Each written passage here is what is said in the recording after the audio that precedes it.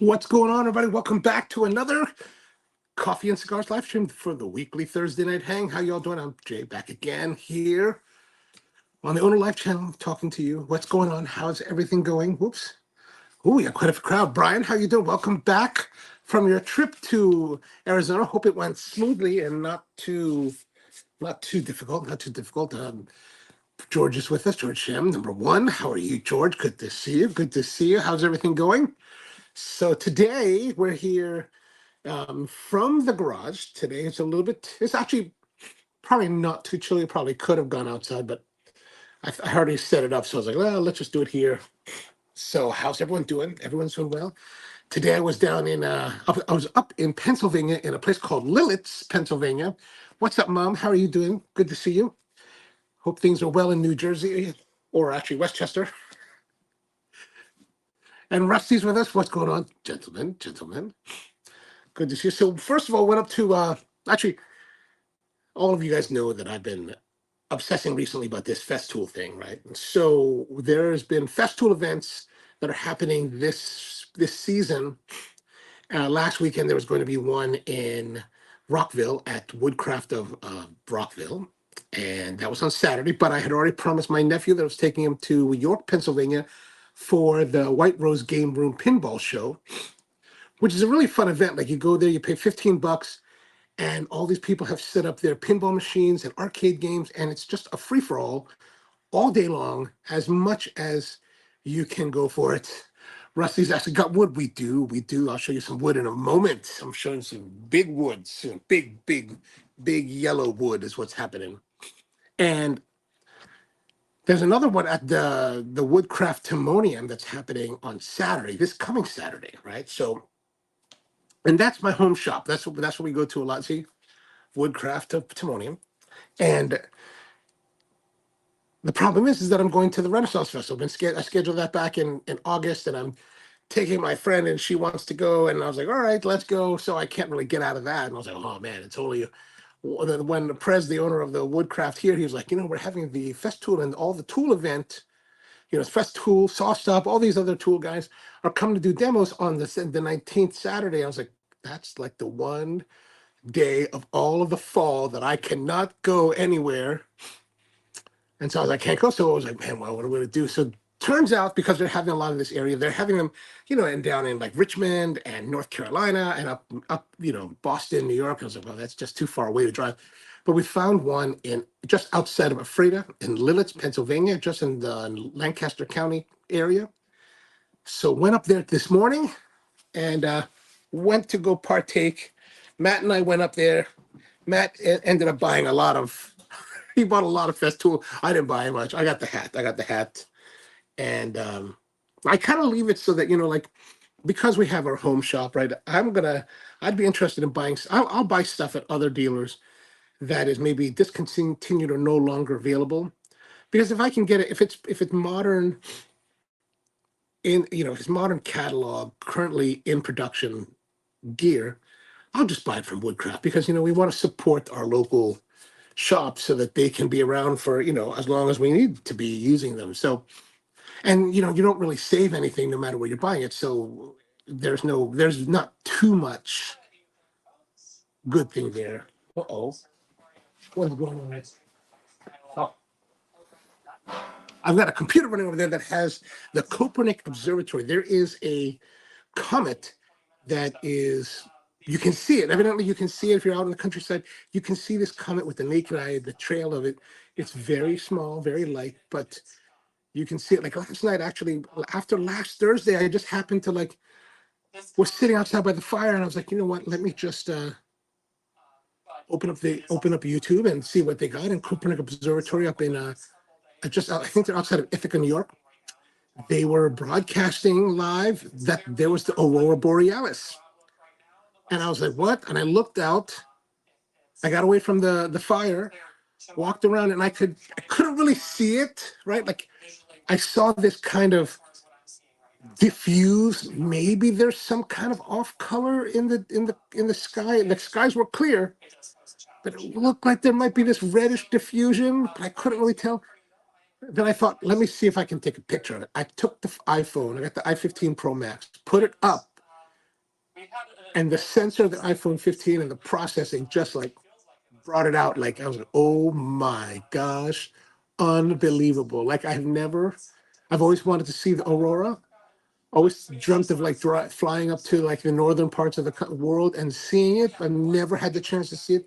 So to see it here in the backyard was just absolutely incredible. Incredible, incredible, incredible. I think it happened last night, but tonight is the comet. So if you can see this comet, go check it out. Let me turn this down.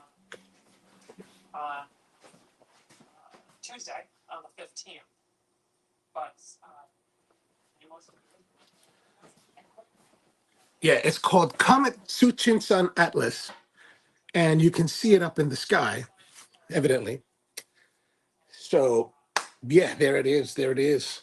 But before we went to the festival event, which is at a place called Paul B. Hardware, and this place is unlike any hardware store I had been to. It was like you go to Home Depot and Lowe's, and like you go to see their Makita or DeWalt, place setups, and you're like, okay, if they got a lot of stuff.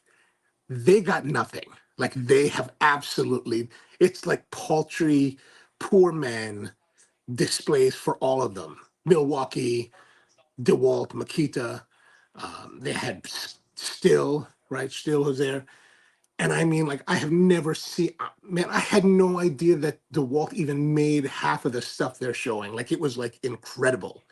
So if you want to see like a great amount of DeWalt, go to this Paul B. Hardware up in Lititz, Pennsylvania, because you're like, holy, and they had some great deals. Like they had this deal on, and this is what I bought. This is what I bought.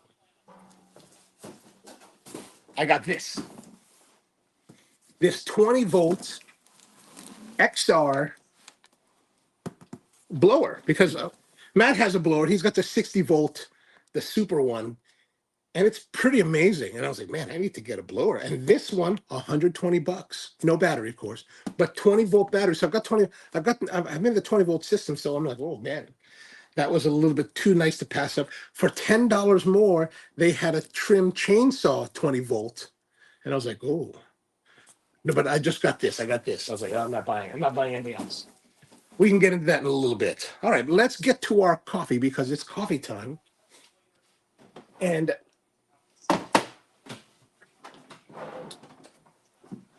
I brought our coffee kit here. Right. Let's open up, see what's inside here. I've been playing around with this whole sustainer thing, trying to figure out what do I want in a coffee setup. And so today we've got our mug, of course. We've got some water. We've got our nice, what's the nuts, whatever cloth. We have some coffee. This is the House Nation. I have it pre-ground. And we've got our stove. We've got this is the Kalita Tall brewer. Some filters that'll fit the brewer. And a kettle. That's it. That's it. So we'll put that there. And we're going to set it up. Oh.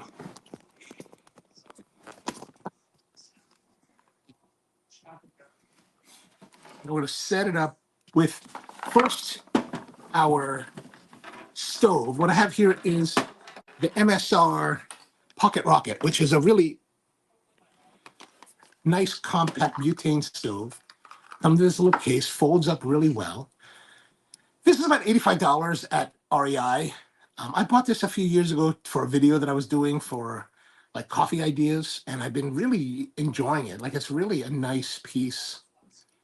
Just kind of unfold it, and it gives you this little platform, right, to put it in. Get your butane gas, and there's all different brands of butane gas. This one is Energy Optima, but you can use any one. There's all kinds. There's MSR labeled ones. They're all pretty much universal with this nozzle. You basically just make sure you close the valve, screw it on.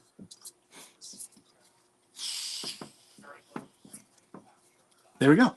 And then you can, yeah, good. We don't want to go too crazy. Put that there. We also have our MSR aluminum anodized teapot.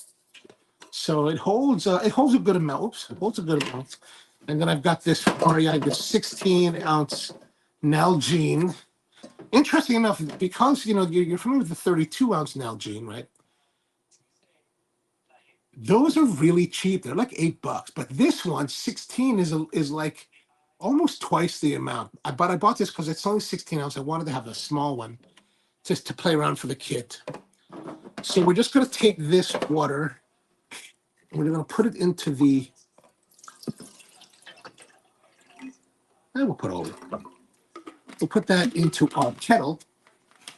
Got a little bit of a spill here. These are little towels that I picked up at Harbor Freight. These what are they, non-lint or linting towels? What are they called? They're all like, very nice. Devin, how are you, man? Good to see you. How's everything going? Hope your week has been great. Put that on here. We're going to need to get. One thing about this particular MSR is that it is the older model, which means that it does not have auto ignition. Right? Auto ignition is something that it does not have. So we're going to open up the valve and use this lighter to ignite the flame. As you can see, it can be fairly fierce. Whoa. Let's put that on here.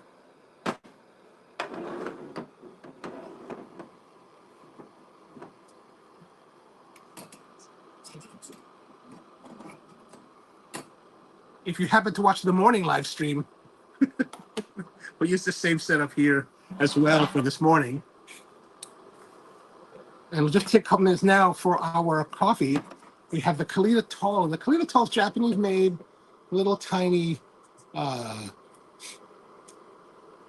thing here. Tony says, evening all, when are we staging the Sustainer Festool intervention? It should be soon. However, did you know that in the Makita world, they have the Mac Pack, which is actually the Gen 1 Sustainer. So you can get the Mac Packs of Makita, and you can stack them with these Sustainers. It's quite interesting. But I don't understand why Makita still stays in modern times, why they're still with the first generation Sustainers. I like these cam twist lock ones, right? Anyway, we've got our little filter. This is a 1 to 2 cup filter, so it doesn't have to be very big. And then we've got the Kalita 101 filters, which are also 1 to 2 cup filters. So they're really sized for this particular use. And I like, as of course, we have these, they have these seams, so I like to fold them over.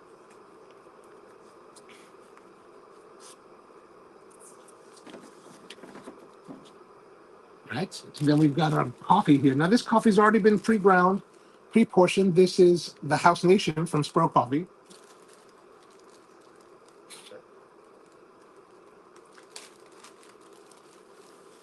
Just gonna pour that in, 24 grams. Actually, this is probably a little bit more. I think this is actually 30 grams. I had it left over from something, and I just didn't bother to re-rate it. So we're just gonna shake, get it to even out. And we're going to take our Festool mug. We're going to put directly into the mug.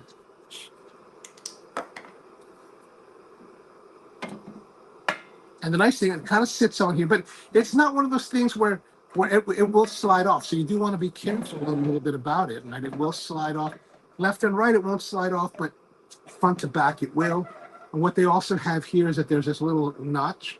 And this notch allows you to look down into the cup so you can see how much level is in your cup as you're brewing. So that's a nice little feature. But super cheap. Like you can get these on Amazon, I think for like $5. So like really a nice little brewer. Are we there yet? No, let me just boost it up.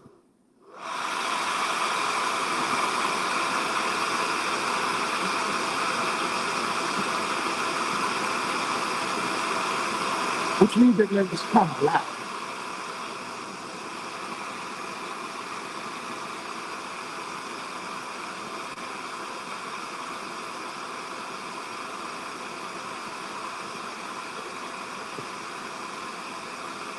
So how's everyone's weekend? Been good? Bad? Anything interesting in cigars? I haven't smoked that. Oh, I smoked a little bit. Nothing like Just some nice stuff. I'm not going to have everything smoking through the leftover cigar from my 2023 Saint and Sinner Tatuana kit.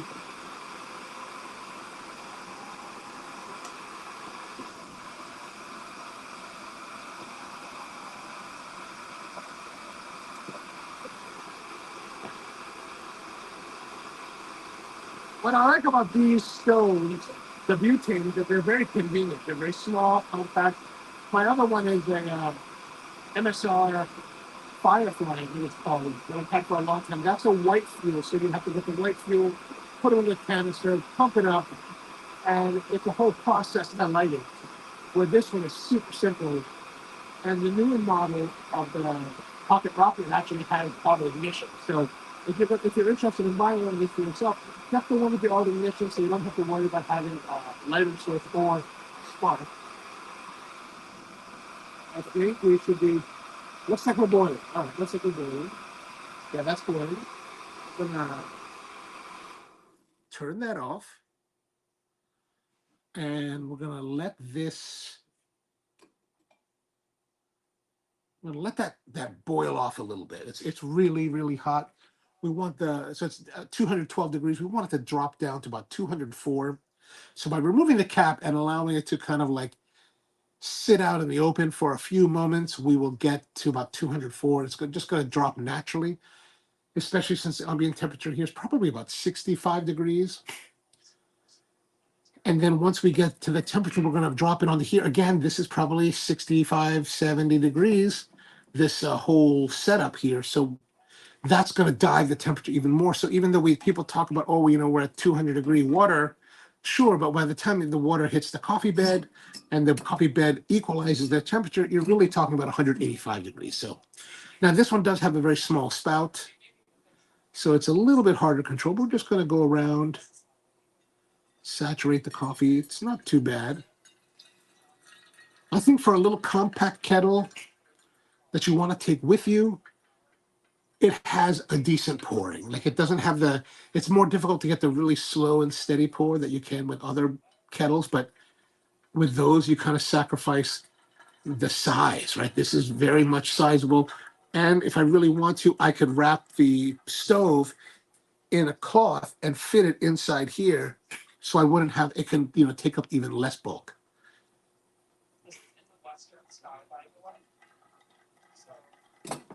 Brian's calling out to see if Steven's around. Steven, if you're around, man, how's it going? How's it going?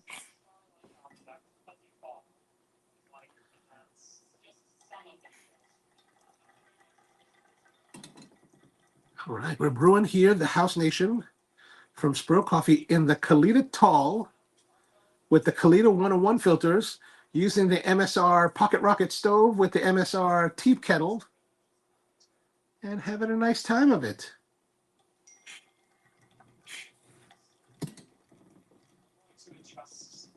One thing we learned, I think, last week was that this cup does not hold temperature as well as we would like. And actually, we were outside in the cold weather, and I would have liked it to have held temperature for longer. I mean, that's the one thing. Festool does put a premium on their products as far as price, and so you would like to have a nicer.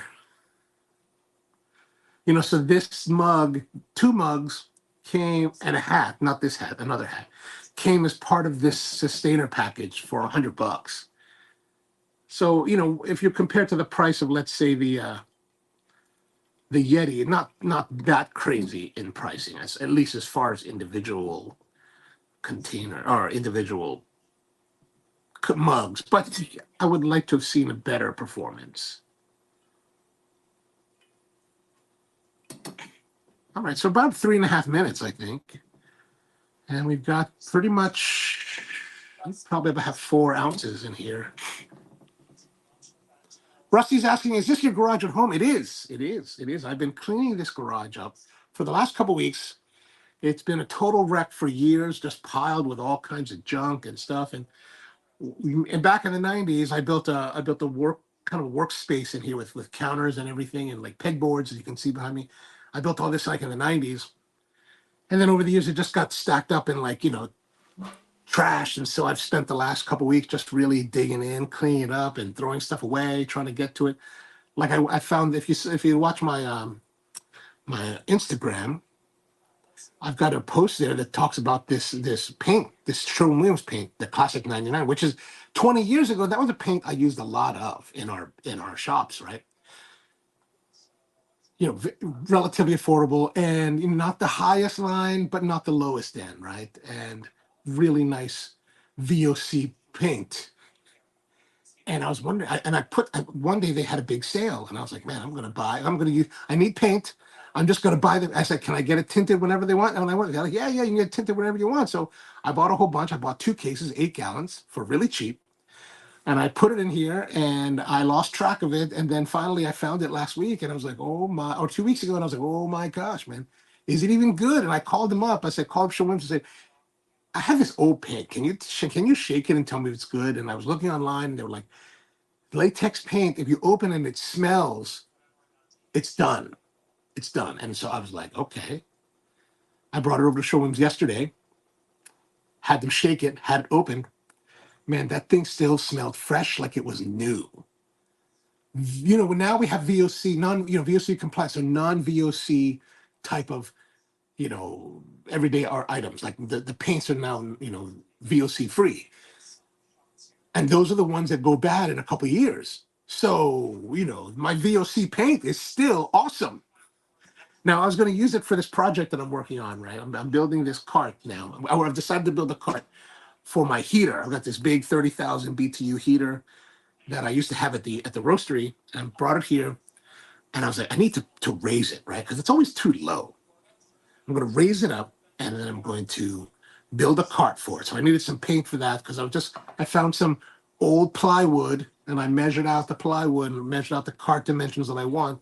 And I can utilize all the plywood without having to buy anything new to make this cart. So I was like, all right, we're going to do that. But it's, it's pretty cheap plywood. So there's a lot of like knots and it's not so pretty. And I thought, you know what? I'd heard about people using Bondo to make wood look nice. And then they paint it. So I got some primer. I'm going to get some Bondo and we're just going to try to see if we can make something that looks not bad. Not bad. Hopefully. All right. So here's our coffee ready to go. It's my coffee. I roasted it, so it should be beautiful. It is hot though.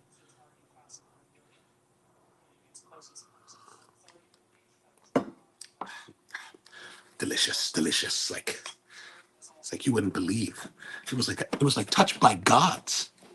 All right. So now the nice thing about these things that because it's relatively cool, even though this is super hot and it's running, I can take it off now, and it's easy. It's no, I'm not burning my hands or anything. So take your butane, put the cap back on just to protect it. And these legs, these things here, right? These stamps, they actually fold over and then tuck down, so they become very compact. Fold over, and this comes back. You twist this up here. That's not it. Close that. Fold it over, and then come back. That goes back up. Fold it over. Twist it back, and it becomes super compact. Like I said, you could put this in here if you wanted to, but we're going to put it back in this little case. It's got a little case. So that goes in like this. I think that would even fit in here as well, right? But I do have another bag from my old stove, my old the Dragonfly stove. So I just keep the new pocket rocket in here, put the canister in there, and just a little pouch to like keep it all nice and tight. Put that back in here. Put the Kalita and this. The empty bottle goes back. Oh, you know what? Instead of leaving empty, we're going to put all that back into there, just to contain it. Nice. That goes back in the sustainer. That can go back in the sustainer as well, so everything fits nice and neat in there. Now you can get like inserts and all that to like make it all like fit in place, but I don't even know if I'm going to keep this configuration. I just got it set up just for today's show, really. So that goes back here. Oh, but before we do that,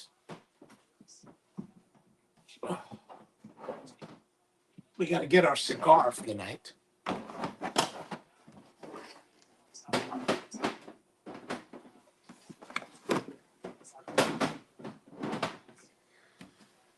Whew. Tony says, nice staging. Oh, thank you. Thank you. You know, I got my little axe here. My axe. Very excited to get that. All right, let's get our cigars going. So I got my boom box. Right, look at my boom box right here.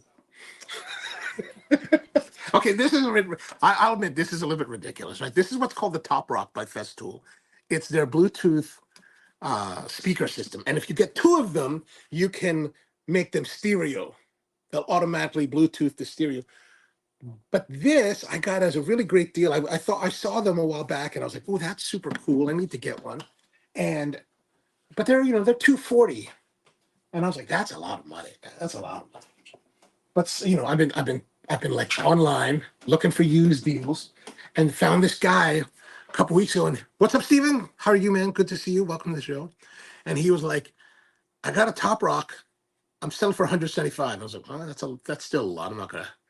If I'm going to spend that much money, then I might as well buy the new one directly from the dealer and give my money to Prez, right? But then about a week later, he comes back. It's like, I'll sell for $100. I was $100. Oh, okay, let's meet up. So I met up with him last weekend, and I got it, and it's pretty dope. It's pretty dope. It's pretty loud. It's nice and clear, and so it's got this radio in the lid of the sustainer, right? So kind of cool.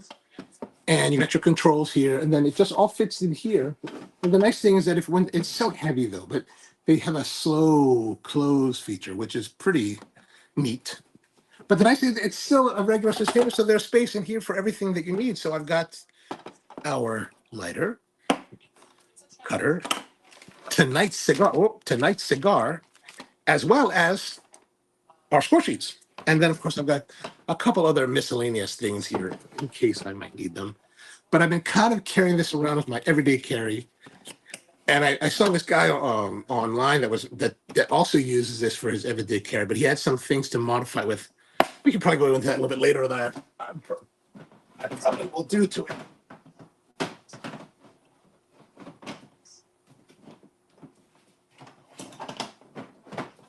Okay.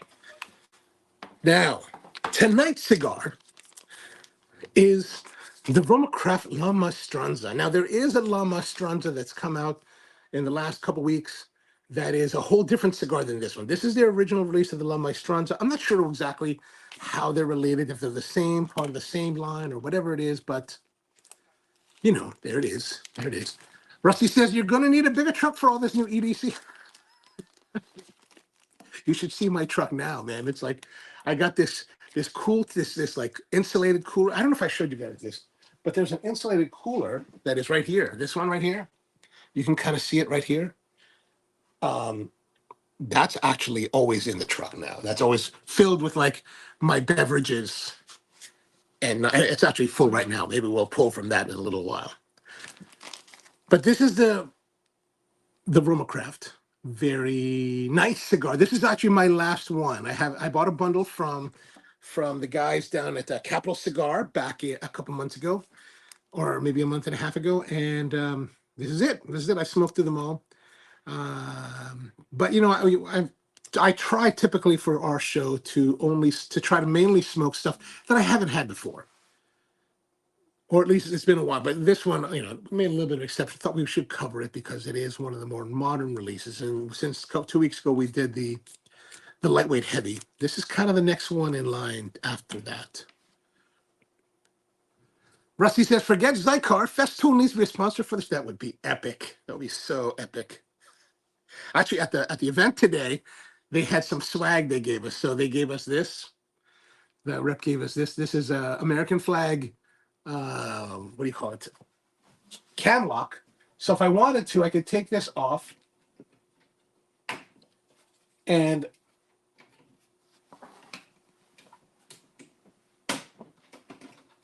replace it for America. That's right, for America.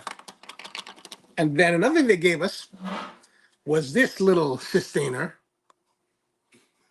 Look at this thing. This thing is just so tiny. So tiny. Now, they make these in the regular white and green, but the rep was telling us that these are really like these are the already the ones that are labeled Festool in white and green are actually are pretty rare. But the ones that are blue are very much rare because these are the ones that are like made for limited edition use. But it totally works. Like there's the top handle works, right? The front handle work. I was like, oh, that's funny, man. I can't believe that actually works. Like this front handle opens, so you can hold it. Oops, it's like Barbie sized. And then the cam lock works, and it opens up inside. A little bit of Festool here. Now, if you had multiples of these, which I kind of do, you can actually stack them like the rest of it, right? The other ones will stack. But this, I was like, okay, that's pretty awesome. I was like, okay, this is totally worth the drive to Pennsylvania. So there it is. There it is. And the nice thing about this, if I wanted to, I could actually use, I think this will fit. This will fit, maybe not this lighter. Yeah, that's not too, but it will fit this cutter and this lighter. So I can always have Festool cutter lighters from there. All right. That's kind of funny. It's kind of corny. Okay, so let's go into our cigar now. Get a fresh cigar grading form.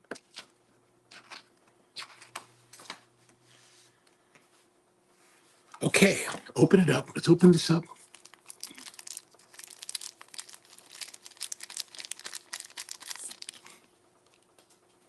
Now, it looks like a little aberration on the wrapper here. But as you can see, we've got ribbons here on the foot. There's the cap. In true RoMa Craft fashion, what a pain in the butt it is to take that off. Okay, there's our cigar. Kind of like a regular size, almost like a light box press Robusto or box press Robusto. Another blemish there.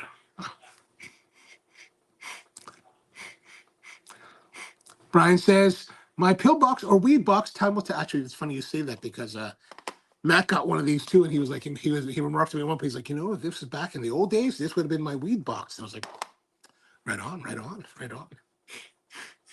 So nice smell, a little bit manurish, but like a little bit spicy.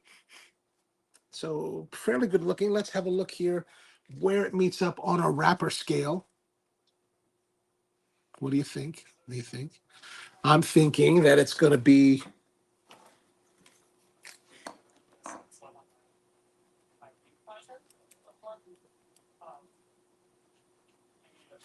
I'm thinking that it's right about there. Whoa.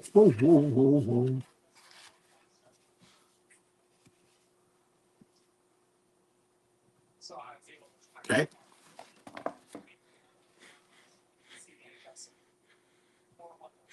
Good intensity with the fragrance. I'm going to say medium high intensity with the fragrance. Very manure, kind of like a mix of spices. Maybe a little bit of cinnamon, black pepper, nutmeg. And Devin says it's the emergency cigar box. I wonder what cigars would fit in here. This is obviously too big. You know what I think would fit in here? Paul Gamerian bombones. The Maduro bombones would be, if they could fit in here, that would be a nice little emergency kit.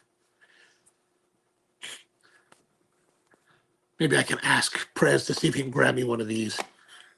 An extra one from his event. But emergency only.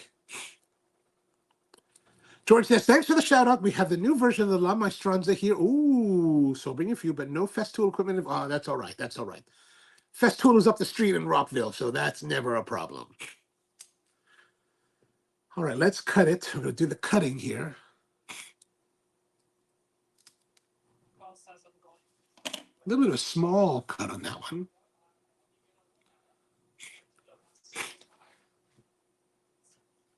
I do have a little bit of sniffles because of the weather change. Like this morning, I got out here. I woke up. I was like, "What? It's so cold." I was like, looked outside. It's 35 degrees. There's frost. I was like, "Oh my gosh! All my plants." I got to bring the bonsai plants back in. I was like, "Oh, it's kind of a rush, a scramble to bring everything back inside." Even though it's going to be kind of warm again next week, but it's like, just don't want to abuse them too much, right? Easy draw, nice draw, easy draw. So let's say we're going to say good, very good plus. So 8.5. Now let's light up here. George says he's having the Fuente Eye of the Bull. Whoa, I never even heard of that. How is it? How is it? How is it? Tony's having the Jaime Garcia successor, Sumatra Toro, and a Diet Cherry Pepsi. There's, you know what? I'm interested in what you think about the successor Toro, and if you have access to the pyramid shaped one. I would be interested to hear what you think about the Toro, and if you have the pyramid one and you can get the pyramid one, I'd like to know what you think about that as well, compared to the Toro. I have my thoughts on that, and I've said that already. I won't say it this time, but I'd like to know your thoughts. All right, we got our little lighter here. This is the Vertigo lighter.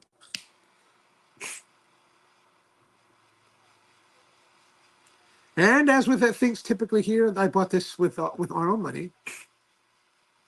Both the lighter, the cutter, and the cigar.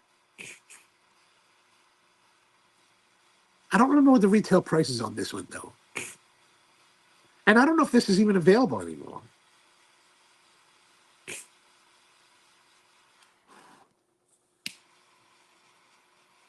By the way, I'm cleaning out my house and the library. So I found a whole stack of cigar aficionados. You too, George. Are there any 1990s era cigar aficionados that you guys are interested in? Let me know. I will put them aside instead of taking them to the landfill.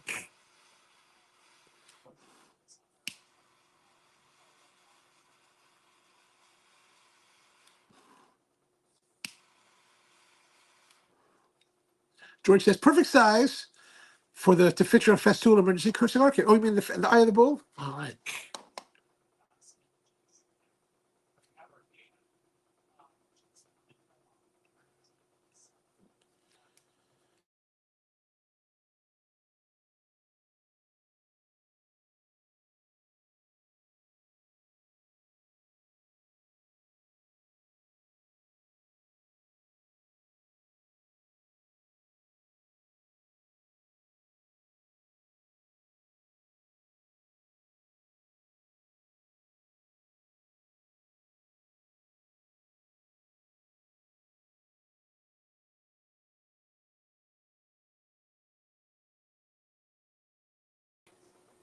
All right. Sorry about that.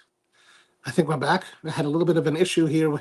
Whenever somebody tries to call me on the phone, like actually call, it kind of interrupts the stream. Rusty says when the weather was a bit warmer when the weather was a bit warmer this afternoon, I had the new Partagas Valle Verde Toro. Wow, nice. Picked up some because they had a new partnership with Joseph Magnus Cigar Blend Bourbon. Oh, and how did they go together? Devin says I went to the dark mode. Am I back? On my end, it looks like I'm back.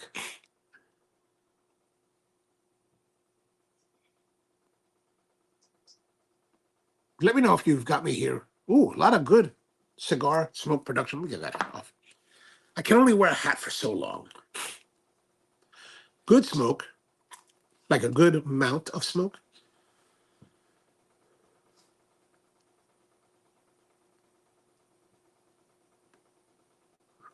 Nice flavor. Good forward heavy body. Okay, we're good. We're good. Okay, good. Good. Good. Good. Okay. So starting off very strong, very strong. As performance wise, it's very strong. Now, Rusty asked me what about mentioned about having wood. So let me touch base on the wood part. So before we went to the Festool event, we also went by our favorite lumber yard, a place called Groff and Groff in Quarryville, PA. And this place, I'm sure I've mentioned it before.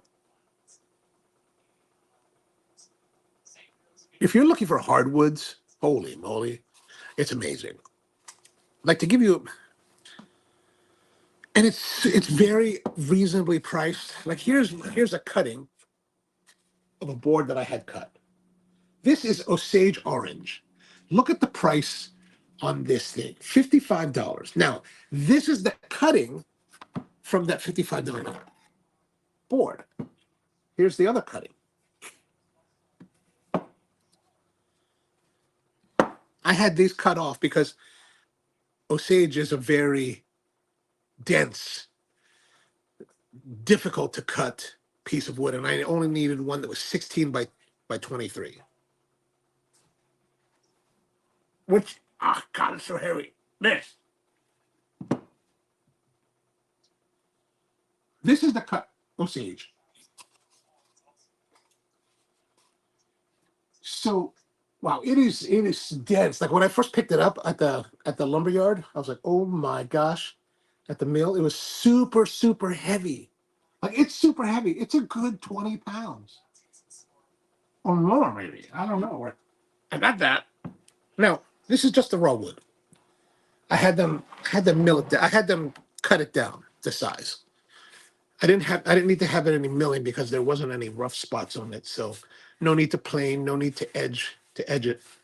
But they will do all that. Like Matt bought a bunch of curly maple that they were a little more rough hewn. So we had them cut it down. Well, not cut it down. We had them put the edge on it and plane it down. So it's really nice. So really a nice.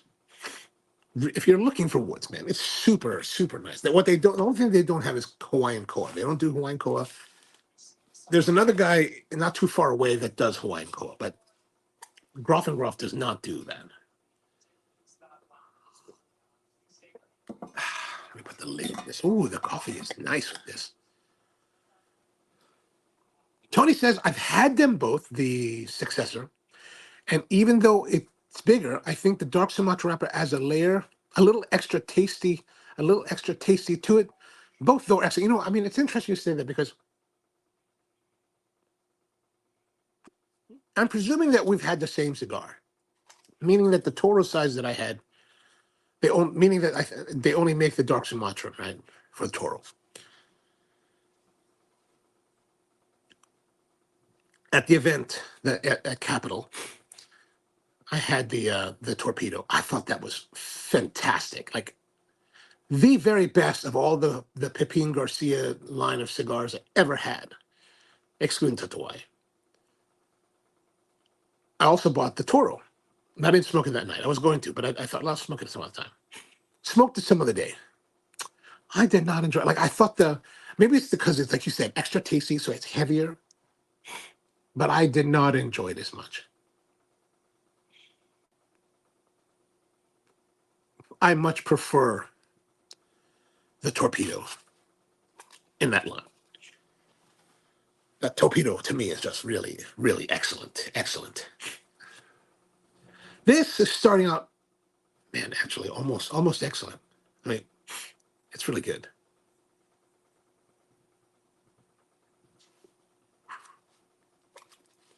But like I said, this place we went to, Paul B, man, they got this crazy hardware store. Had all kinds of stuff. But I was actually looking for chainsaw pants. And Still makes a chainsaw pant that I really like. So I asked the guy, hey, do you guys have chainsaw pants? He's like, yeah, we have them over here. But all they had were chainsaw chaps. And I was like, I don't want chaps. I don't like to wear chaps because I don't want to wear pants underneath them. And that's the whole problem with wearing chaps. You don't want to wear pants. However, they did have this. And I started and I'm like, oh, you know what? I need a pencil holder here on the workbench. Although it may not make it to them as a pencil holder. But I thought it was cool. It was a little bit pricey at $13 because they had another one that was $5, but it was much more plain. And son of a gun. Ah, this was not the one that I was thinking it is. Oh, well, I guess that'll work. There was another one that was gray, that was bigger. Well, this works. They're steel, right? I mean, I figured I'd get this because I got the axe, the forestry axe. Oh, I guess I can use this as drinking. Oh, man, I should have double checked. Son of a gun. It's like an hour and a half away. Oh, well, what can you do? What can you do? What can you do? Sometimes you make mistakes. Devin says that I'll always remember the original My Father. I don't remember that. Unfortunately for me personally, right? I just found it difficult to groove with the My Father stuff, the non-Tatuai My Father. For me, there's something about the Pete Johnson, Pepin Garcia collaboration that just produced a cigar line that I really groove with. But when Pete wasn't involved with the cigar line or with that cigar production, I just didn't groove with it as much. And I don't know why that is. I don't know. Just the flavor profiles were different. But if you enjoy it, man, that's not to yuck your yum. George says, when you have a cigar in two different sizes and the first size is dynamite, the second shape rarely matches your excitement. Very true. Very true. I totally agree with you.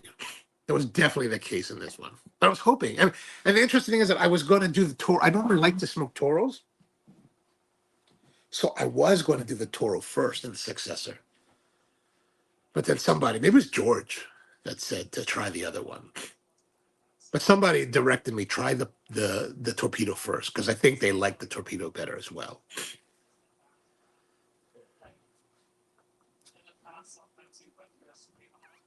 Really, cigar, doing well. Very nice.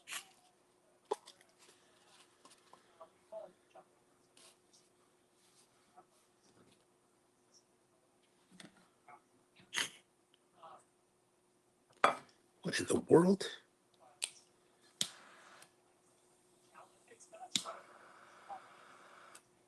Oh,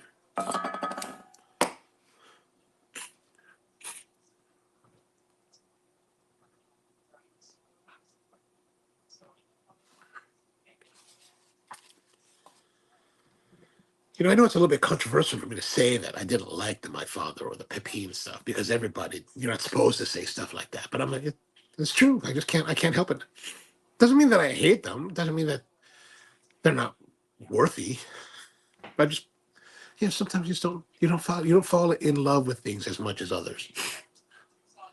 Devin says, I also prefer the Tatuaje now. You should try and get the Lancero sample. Ooh, that would be a nice one to get. I don't know if George Brightman has that at Capitol.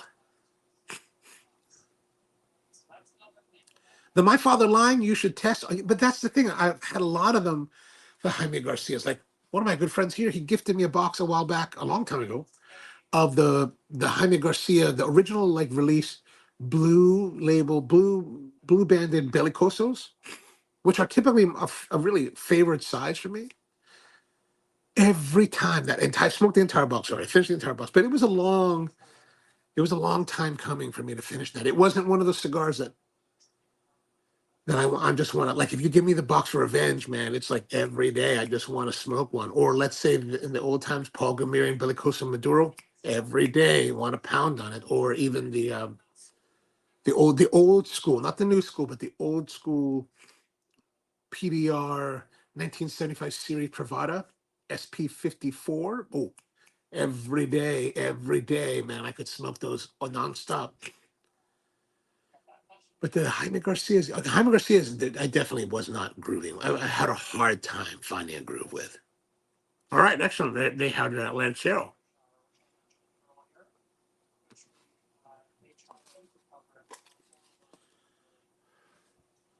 I want to like them, but you know what? It's just what it is. And I enjoy the Tatuai, so there's plenty of that to go around. One of my favorites of the Tatuai is the Kohonu 2003. That was basically the first cigar that I ever had from them back when it was just called the Kohonu. And it didn't have a year because it was 2004 when I had it.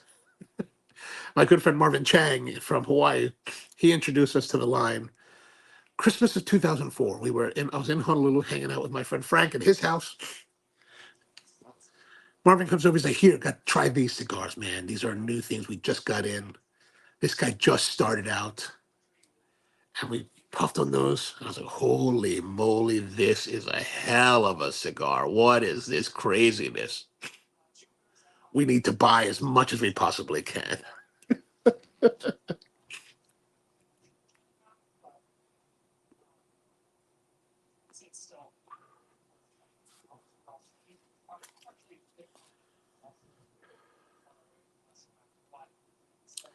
This is smoking very nicely.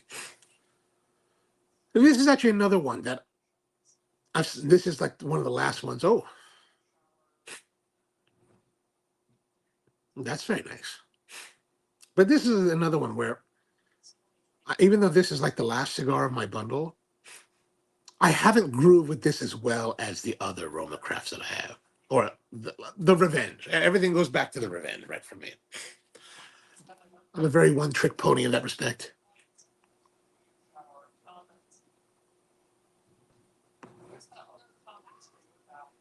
But smoking very nicely, though. Good draw, good burn. Everything's even, which is actually very unusual for me. Like normally with RoMa craft cigars, like I have a hard time. I don't know if I have a hard time lighting them evenly, and then they burn unevenly. But this one is burning really nicely. Maybe because I'm going slower than I would have if I wasn't talking to all of you. But I got some in the mailbag today that I can't really remember what I ordered. So this is Amazon. What is that? Oh, Tarot perforation to open.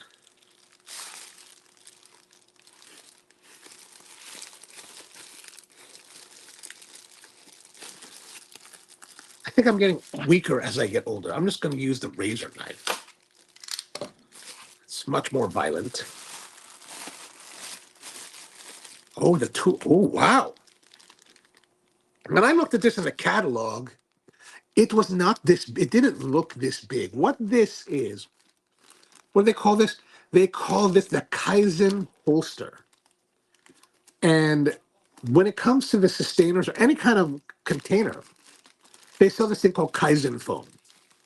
And Kaizen foam is this multi-layer foam that you can cut out and cut to any custom shape that you want.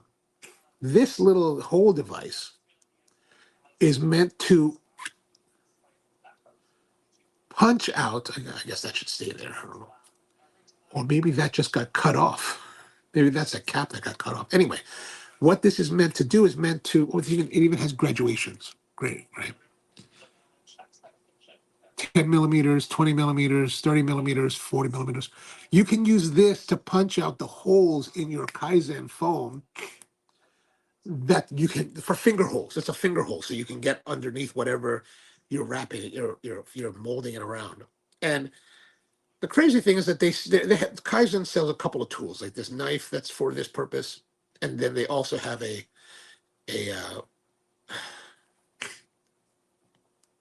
okay, that's very irritating. I'm not gonna worry about that right now. And they sell these cutters, but this one they don't have at Woodcraft, so I was like, I had to order from Amazon. So there's that.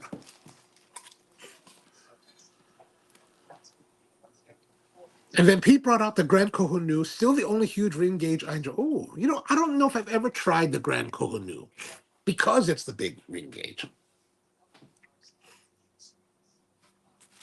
All right, what else do we have here? We got another package. Oh, this is the one from FedEx. So, 2 weeks ago, I told you that I bought this tweed outfit. And after I tried it on, I was like, oh, I like the tweed.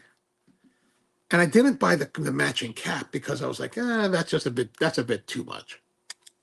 And after I was trying it on, I was like, oh, it's not too much. Totally necessary. So I called them up and I was like, send me the hat and send me another shirt. Well, last week they sent me the shirt. No hat. And I was like, what happened to my hat? And they were like, okay, let's look into it. So they finally sent me the hat. Place called Walker and Hawks in West, what's it called? West Bromwich. West Bromwich WM. I don't know what WM will do. I put up kind of, there it is.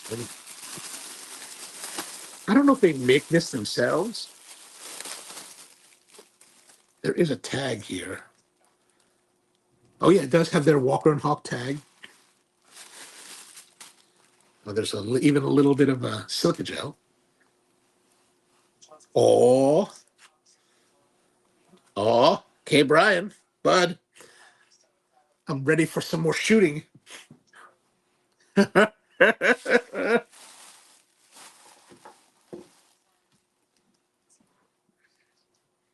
We're going on the pheasant hunt soon. Only problem is, right? Like you see these videos online with these English dudes. They're all going on pheasant shooting or whatever. They all have their tweed on. I don't know what it is, but they don't have to wear like safety orange. Here we have to wear safety orange. They're like, you have to wear safety orange. So I do have a safety orange vest.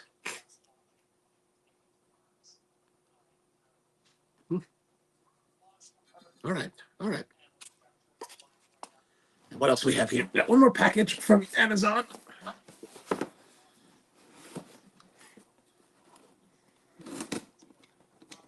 Despite the fact that it says Prime on these boxes, I do not have Prime. I have never bought Prime because nothing that I buy is critical enough that I need to have it tomorrow. What I do is that if you're a non-Prime guy and you spend more than $35, a lot of the items that you're going to buy are going to be free as long as you're willing to wait like 2 to 5 days or 3 to 5 days to get them shipped to you. And I'm always willing to wait because I'm not paying the $150 for Prime, and I never need anything like right away. Nice cigar. Okay, what do we have in here? Oh, my Pica pen, my Pica marker. Okay, so this is a Pica marker. And as I've been getting into this whole woodworking thing, right, they have these things called Pica pens. And these Pica pencils will write on practically any surface. These are the 9.9 millimeter lead pencils that have a little eraser on top. Right? They have another one that has a thicker lead that you actually sharpen. They come in these holders, right? So the nice thing with this is you can put the holder wherever you want, and it clips in, and it just stays there. Like it took me a while to get used to this idea, but then you have the pencil or whatever, and whenever you're ready, you just that didn't work. So I have one in the car, and I have one here. You put it back in, and then you're good. You're good to go.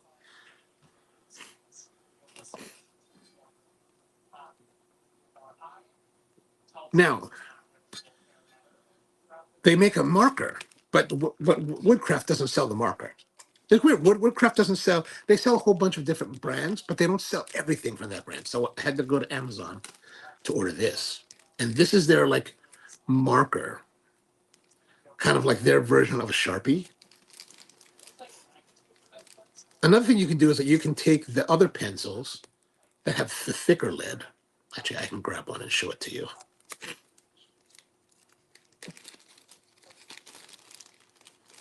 The nice thing about this one is that it's got these points. So if you have like a ruler or something, you want to mark it like in that hole, you can do that. You can use this to do that, and it will reach in there. So this is their marker, and again, same kind of concept. And I thought I read somewhere this can be refilled. I think this slot, you can unwind this slot, and they sell refill ink, so you can clip that on here, and then there's another one. Let me grab that one.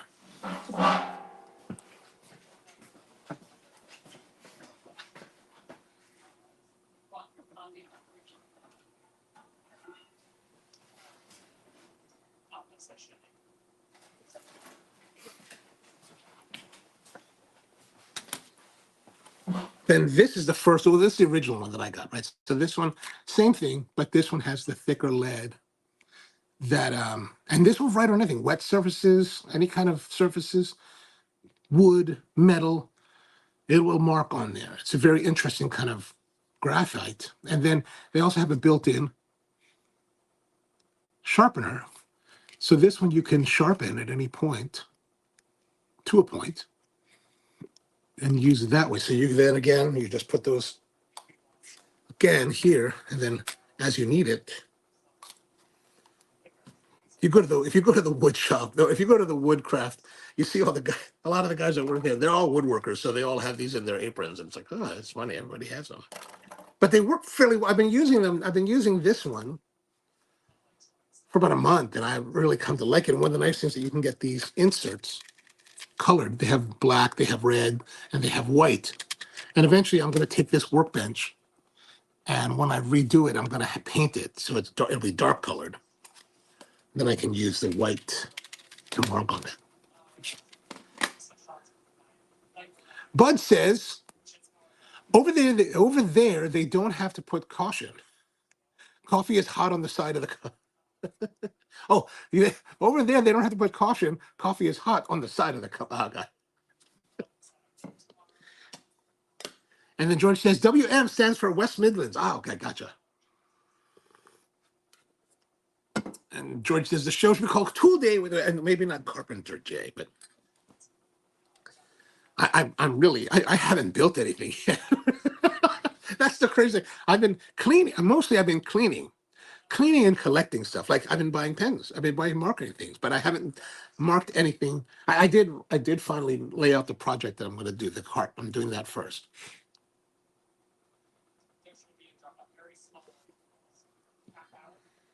What else? Oh, that's right.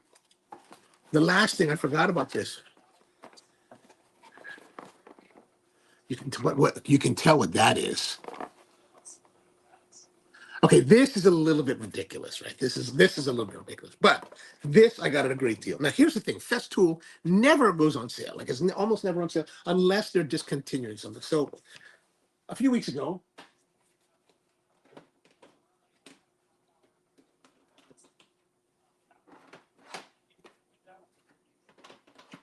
I found this place in Abingdon, Maryland, and I happened to go there to get the cool tainer, and they had this. This is their hand sanding block set, right? So it is basically a three set of hand sanders that will hold 150 millimeter sanding discs, right? One of these is hard. That was the hard one, and one is softer. And then they have the shaping, the regular flat block, right? And it's cool, right? It's cool. But the other one, this is, I think, cooler. Now this I got on sale, even though it was like normal price, like $90, $92. I got that for $70. He had it on sale. But this is something I was like, I wanted to get this. And I saw one at an auction that I was not able to bid on, or I was not able to win. I got this for $45. It's normally like $85.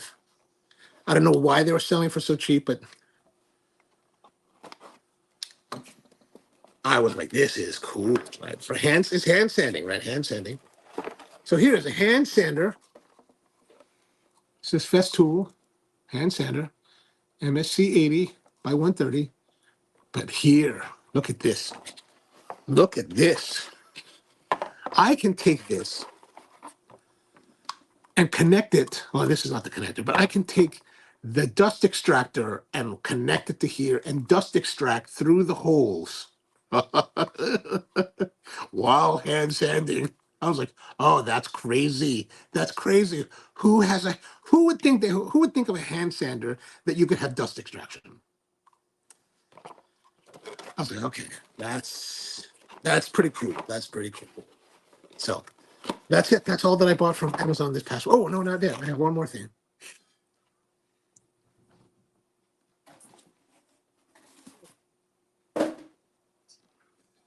Actually, kind of festival related. This is from a company called Cerui.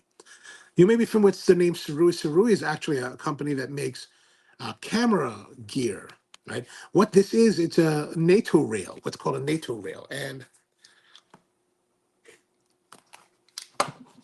what I wanted to do, here it's comes in this, right? NATO rail. Actually, this is a set of 3 NATO rails. And what NATO rails are is that these are rails that you can inset into something. So for example, let me get some props here for you.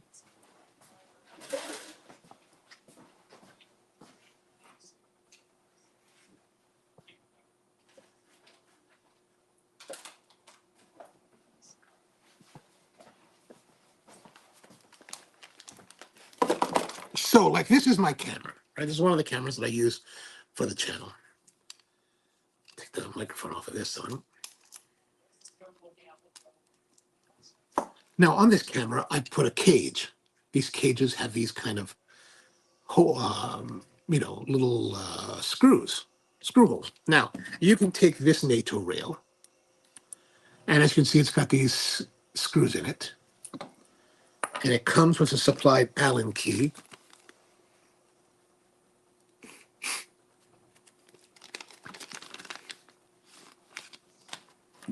So I'm going to take the ones that are on top of the camera.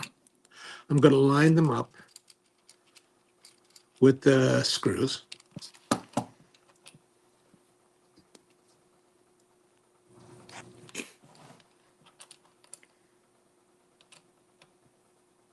Now this is all kind of what we call rigging gear that we use in movie production on the different cameras to rig up stuff. And so now they have 2, so you can like locate them and lock them in place. I'll just snug it on there a little bit. And there, now you have this here. Now, this is called a NATO rail. And what you need for the NATO rail is something called a NATO clamp, which in this case is this unit. Now, these are all universal, right? So this is actually made by a company. This is made by a company called Sirui, and this is actually made by a company called Sellens, right? Both are Chinese companies that make fairly affordable stuff. Like you can get this kind of stuff from Airy, and it's very expensive. But they have these retaining pins that are spring loaded, so they can go down. So you just put the receiver, the NATO rail receiver on here, and it pops up. So even if it's loose, it won't come off. And then you tighten that down. Now this is a ball joint. This goes to what we call a magic arm. And the magic arm, is this the magic arm?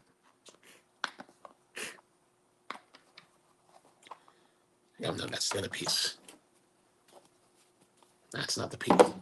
The magic arm is in this one, I think. So the magic arm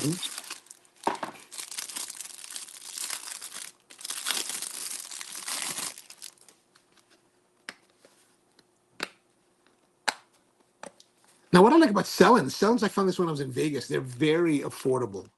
Like this was like maybe $20, $25. Or if you bought it from other brands, man, they're like $100, $150. And they all work on the same principle, right? Each of these balls have an O-ring on it, right? And we use friction. We use friction to hold the arm in place.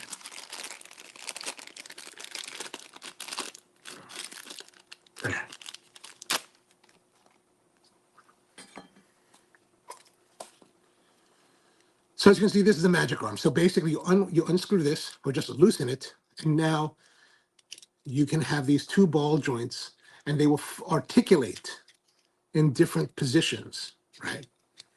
And then when you get it to the position that you want, you just kind of tighten this back down, and it holds it in place. And what this is what's called this is a screw with what we call Airy locating pins. The Airy film and the Airy camera company came up with these locating pins so that when you have a thread, a quarter 20 threaded thing that has the locating pins, this will not unscrew very easily. So you can cinch it down and it won't twist out, right? That's one of the things. It can twist out. We have unboxing euphoria. Gotta have nice topics. Now, there's a ball here. I can take this, unscrew it, take this one Airy pin out,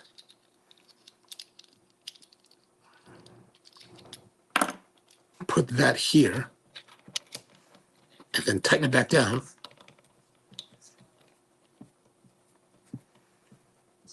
And then I can mount this camera if I want. Like I have these suction cups. So if you ever see my truck, I've got actually this kind of setup in the truck, and I've got something that's similar to this. I got the magic arms holding camera. I can hold the cameras. And I use a different rig for it. I don't use the NATO rail for that, but the NATO rail is for a different thing. Now, this other piece that I have here is for the iPhone. This is for the MagSafe. And as you can see here, we've got the 1/4 20 thread in the center with the locating pins to the left, right, and above. Now that I can screw in here, rotate it till the pins fall into a hole, which it has now. And then I can tighten this all the way down. And this will, like, because there's locating pins, this will not unscrew. So why do I have this? Why did I get this? Because in this set, they have a small one, a small NATO rail that I can then, that my plan is, move all this outside and have a puff.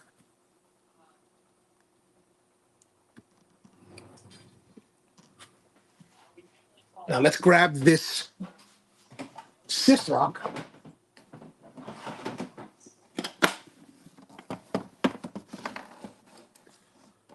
America. I might keep that there. And we've got these panels here. And if you look inside this sustainer, these are open panels, right? They're thin there. Now, my thought that I'm gonna work on maybe this weekend is to take this short rail,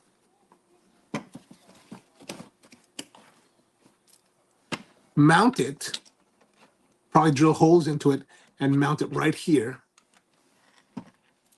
And once that's fully, I'll set it in there with what do you call it? With bolts. Now, when you want to take this off, like it's got those pins, right?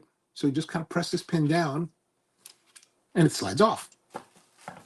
So the idea is that I'm going to have this NATO rail, there we go, mounted here. I think I'm going to mount it down low.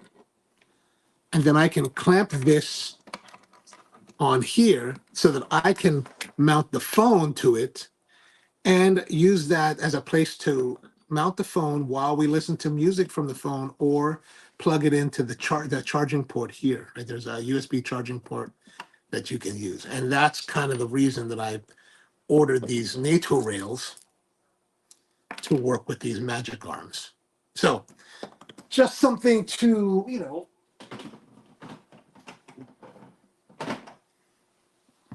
little projects to consider, or at least to occupy idle minds. Ryan says, I went to the restroom and came back to unboxing camera accessories. Yeah, we unbox all kinds of stuff here, don't we? I've got a whole pile of junk now. I put all this to the side. Camera accessories, pencils, marking agents. Where's the one I'm actually using? Okay, so I think let's go through our first third. I think it's been smoking very well. The flavor, very, very good. So I'm going to say very good plus plus. So I'm going to say 875. Body has been strong on the body. I'm going to say also 875.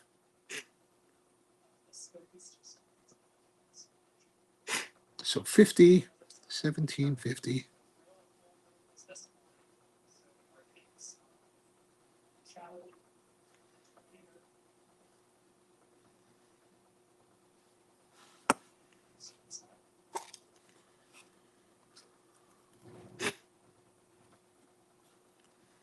Okay. That's good.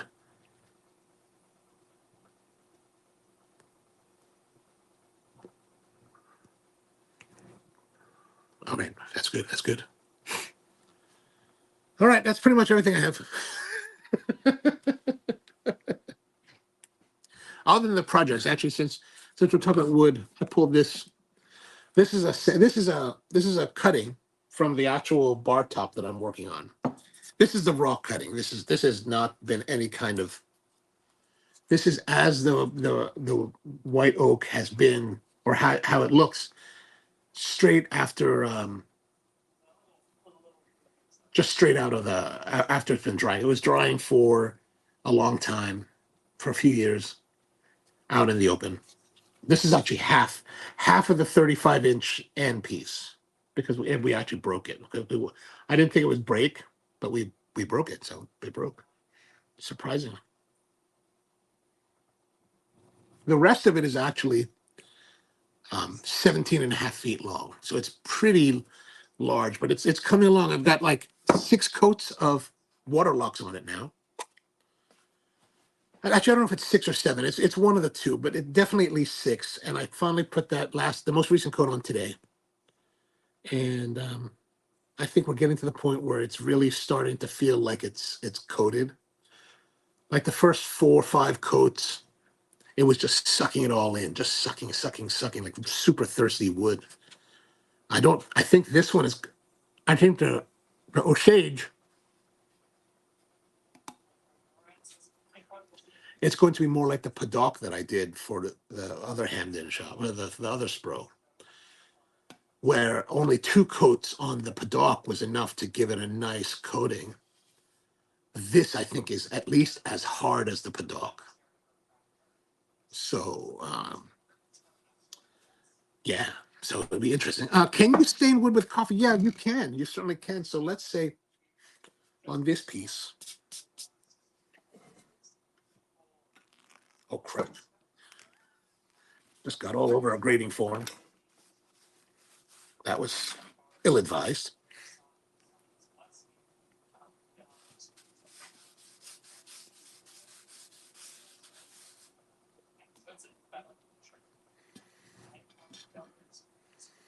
But this is just the brewed coffee. You can get a stain on it if you really want to. Now,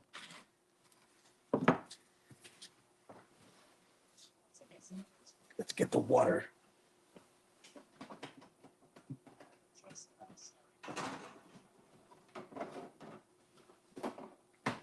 So, as a comparison,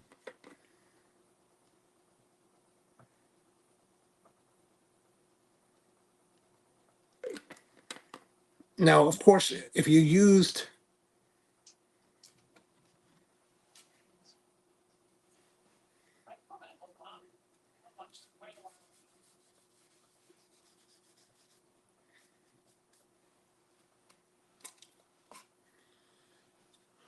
in this particular instance, it doesn't really show. You really have to use a more stronger solution, like maybe just like coffee grounds with just a little bit of water, and then really rub it in. But it doesn't really show up very much. But this is the coffee. This is just water, right? So a lot of times you'll put water on your wood just so you can see the grain and how it might turn out when it's fully sealed. But that'll give you a little bit of an idea of how it might work. But yeah, you can use coffee as a staining agent if you really want to.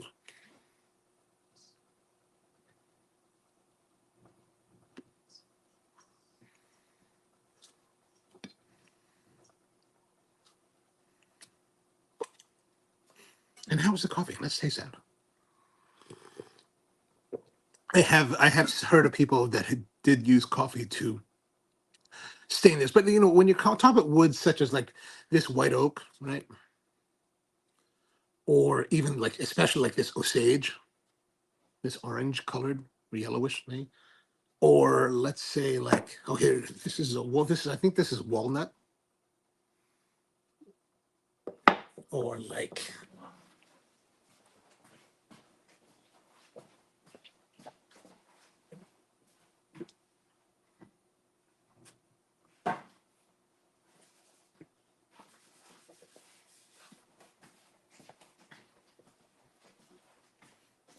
this piece. This is actually the Paddock that's left over from the bar build from the roastery. Um,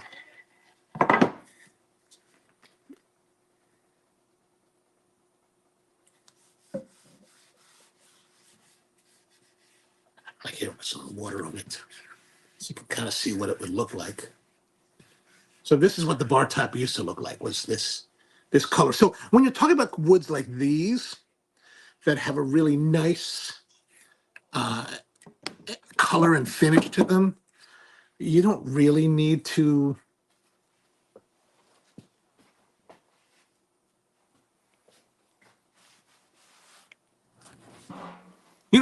stain them. Staining then seems superfluous, right? Because a lot of the woods have a really beautiful natural color and grain to them. George says, sorry, Greenhouse, got to hop. It's getting busy here at the shop for Thursday Night Football. Who's playing tonight? I don't know. I didn't hear who's playing. And how are they doing?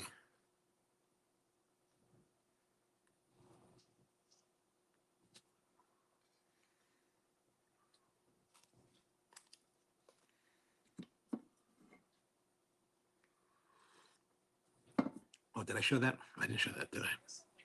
Yeah, the coffee, now that it's a little bit cooler than it was earlier, actually quite nice. Quite nice. This is actually interesting. I don't normally sit at a table like this, so it's kind of a nice feel.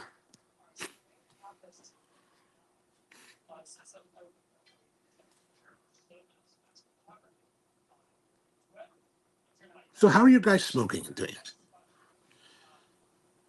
13-0 to the Broncos versus the Saints. Oh, I don't know how I feel about that. Would I like to see the Saints lose? Or would I like to see the Broncos lose? Who's the QB for Broncos? Is that Flacco? Or where's Flacco now? Flacco is somewhere, right? I heard Flacco is playing somewhere.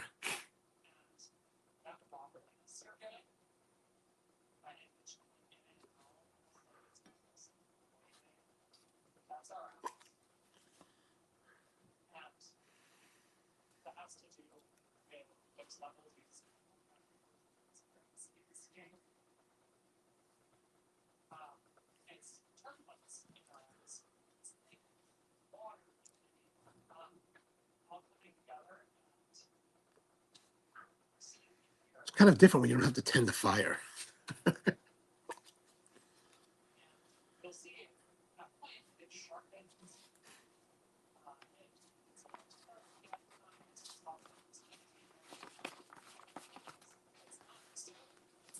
Oh, look at that. I spilled it all over the farm. Oh, gosh. Spilling more. Goodness.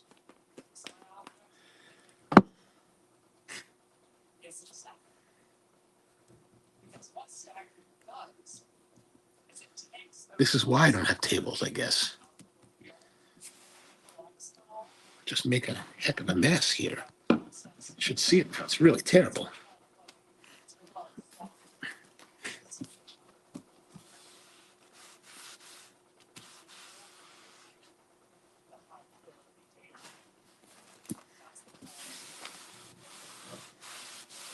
my goodness. Well, at least it's cleaning the countertop.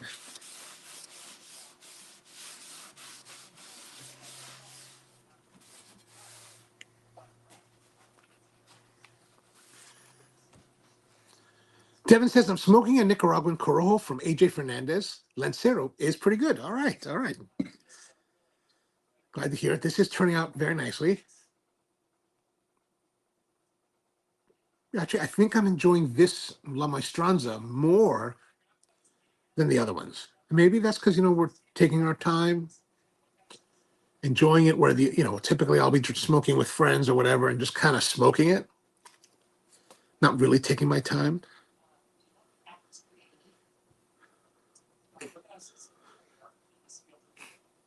George says, now I get to watch me clean. This episode we've had everything. We have everything here. We have everything. We try to provide you a good value for your time every Thursday night. Brian says that Joe is playing as backup QB for the Jets. Ah, okay. I heard he beat some team last week. Is that right?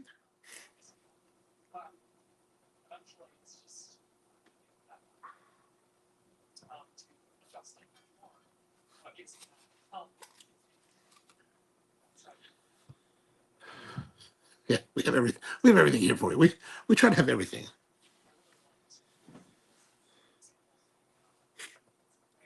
But yeah, finally, there's some cleanliness happening here, which is, or at least I wouldn't say cleanliness. It's still much of the space is jam packed with stuff. But I'm purging. I'm working on purging a lot of stuff.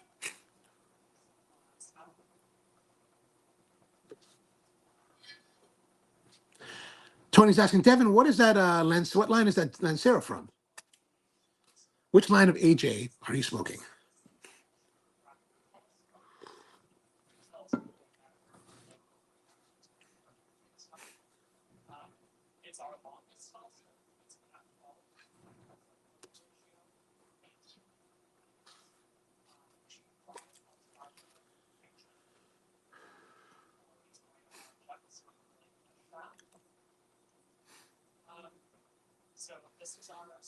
And George is having the Tabernacle Double Corona. Nice, nice, nice.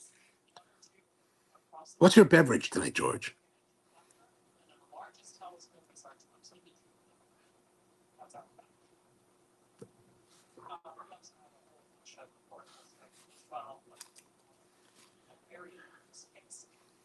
I think that we were at this point. We should do the second third. Though I don't know if it's gonna be dry enough to.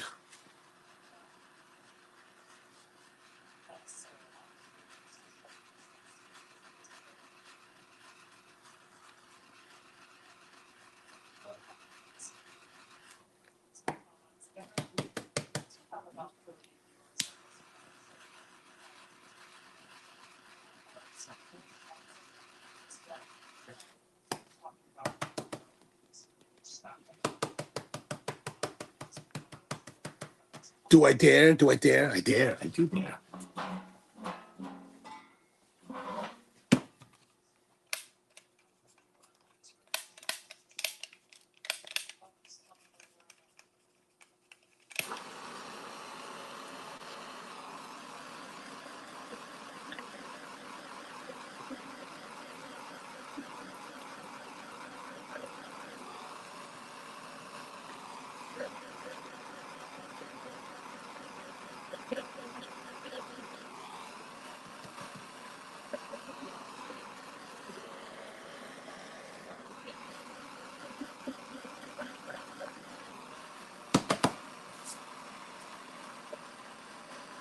Is that dry enough to write on yet?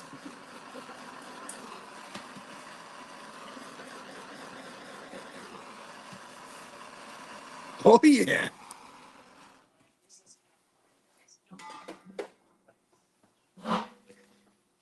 And Devin says Tony is from the Privada Club. Can't remember the name, but it's this month's release. Ah, okay, okay.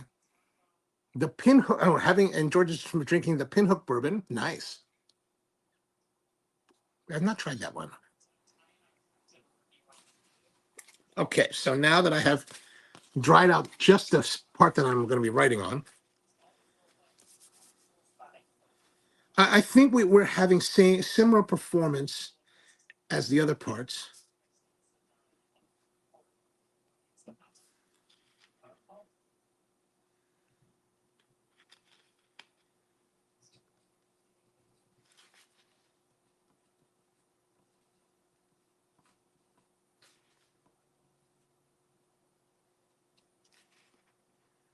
Okay, okay, there we go.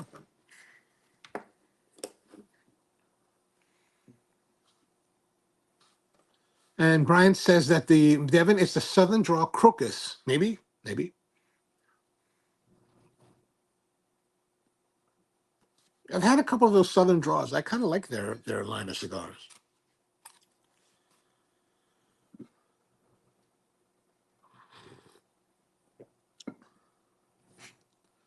Over the weekend, I was down in Jessup. Went to the Tobacco Leaf to meet up with Cirillo, who's in town visiting. Smoked the two RoMa crafts, the Quinquagnario, and then finished up with the big Toro size of the new Pennsylvania Broadleaf CroMagnon. You know, I do think amongst those Pennsylvania Broadleaf CroMagnons that the Corona is the better one still. I still like I really, yeah, yeah, for me, the Corona is the best example of that line. Just the right balance of everything. Devin says, no, that was last month's. It was pretty good too. Ah, okay, okay. And then Mom says that it's the Golden Eagle. Ah, Golden Eagle.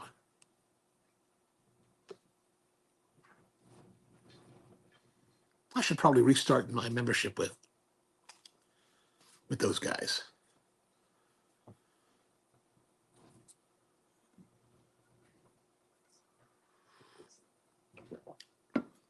I spent part of today cleaning up the vacuum that I have here. I've got the a rigid vacuum cleaner, but the shop vacs. It's all kind of dirty. I've been thinking a lot lately with since starting with this woodworking, this thing, making these little tops from like this wood here. I've been thinking a lot more about dust extraction because I have been coated in dust. I have felt choking because of dust at night while trying to sleep, and so it made me really think more about how to make things more dust friendly. Like I did go and buy the Festool dust extractor for the sanding stuff, but I was thinking, how can we make the vacuums better? And it turns out that Rigid makes for their larger, their 12 to 16 gallon vacuums. They make what they call a HEPA filtration kit. So they got special HEPA style bags that you put in the nozzle. So you collect the dust, you collect whatever it is you're sucking up, and then they have a HEPA filter. So that really should help to cut down on, because a lot of times when you're using these shop vacs, it just blows a lot of that dust back into your environment. So the finer particles, which are the ones that really supposedly can, make it more difficult on you. Devin says, yes, that sounds familiar. 7x40. Yep.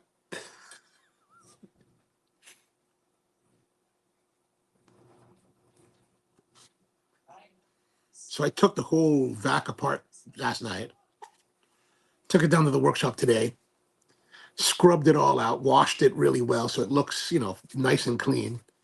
Got it all out, and then I'm going to install the HEPA filters tomorrow after it all dries out.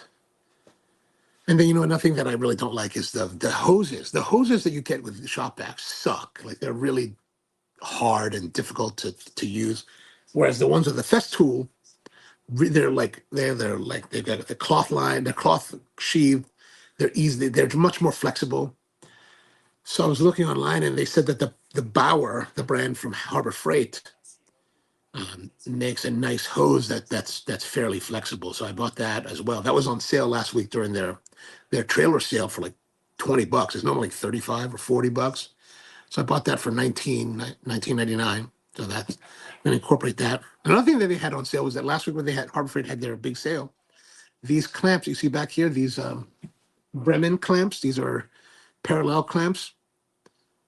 I was watching a reviewer. It said that they were, they're not as good as the Bessies per se, but they're very good on their own and at a very reasonable price. So these were on sale for $25 for the 48-inch.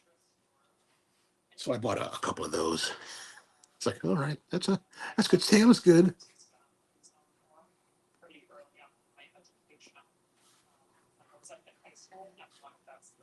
But even their normal price of like $32 is very much more affordable than, let's say, like the comparable Bessies. I think are over $50 per each. So really nice flavor. Like, actually, so far this is the best experience that I've had with this La Maestranza.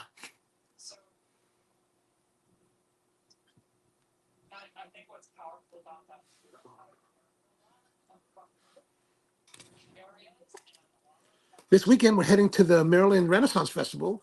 I don't know if I said that already, but the one thing about the Renaissance Festival is that a lot, before the pandemic, it was so much easier to go to. Like, you could just go down there, go to the box office the day of, buy tickets, or maybe the week of, just buy tickets. Now it's very difficult. Like last year, I wasn't able to buy tickets at all. Like, it was totally sold out. So this year, back at the end of February, the end of July, one of my friends, he called me up. He's like, dude, are you going to go to the Ren Fest this year? I was like, yeah. He's like, sure. He's like, you better buy tickets now. I was like, oh, God, really? Do I have to spend the money now? He's like, yeah, you better buy it now. We're going to go this date. We're going to go the 19th. I was like, all right, fine. I was like, that's a long time for me to plan ahead. So I bought these 2 tickets because I figured one of my friends wanted to go. But I haven't talked to her in a while. So I talked to another friend of mine. I was like, hey, you want to go? She's like, all right, let's go. All right, good. So we're going on Saturday. Think about the Renaissance Festival. Like, if you don't get there early, a lot of people go now. So you're parking like Timbuktu. And it's far. Like, you have to walk far. So I told her, she's like, what time you want to go? I was like, let's go early. It opens at 10. We should be there no later than 9. Probably should be there 8. And then we can tailgate. So probably try to get there early so that we get close to the entrance, right? I don't really want to hike all the way there.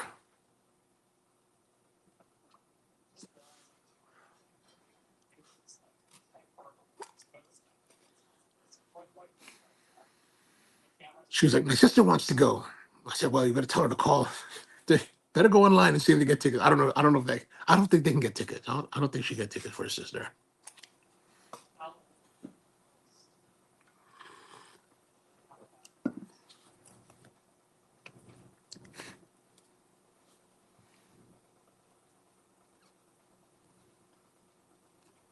So like I said, they are watching. I can still hear the Copernic Observatory on the laptop over there. They are still watching the comet, and they said you can kind of see it with the naked eye if you're really in a dark area. I'm not sure what direction you have to look into, but if you look up on YouTube, Copernic Observatory, Kopernick, they have a live stream running right now where they are talking about the comet. And we'll probably go outside after we finish here today again and go have a look. See if I can see another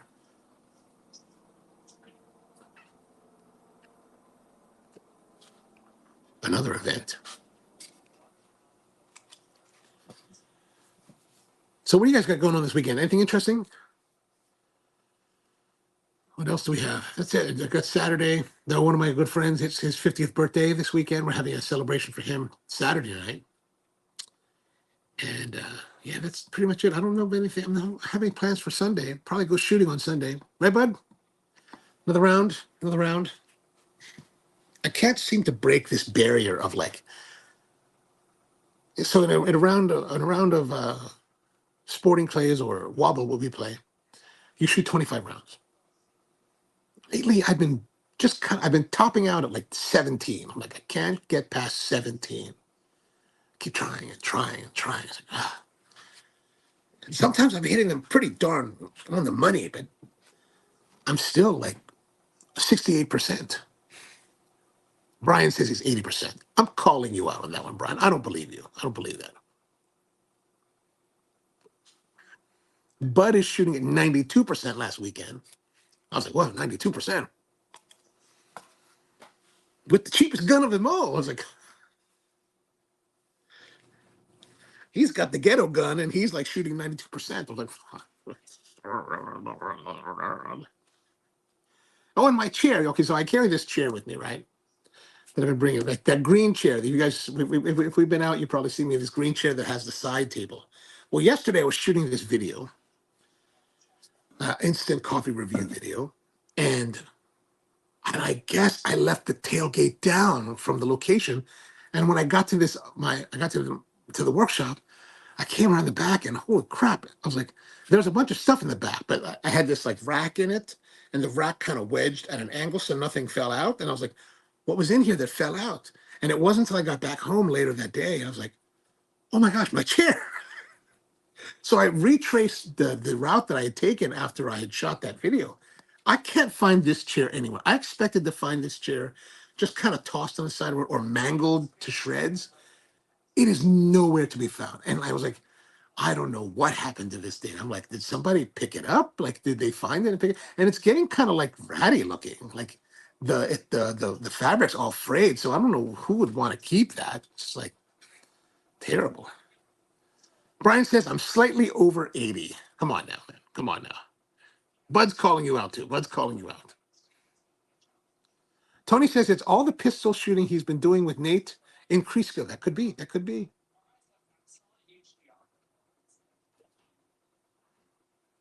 92%, man. We calculated last weekend. I was like, oh, that's pretty darn good, man. Pretty darn good.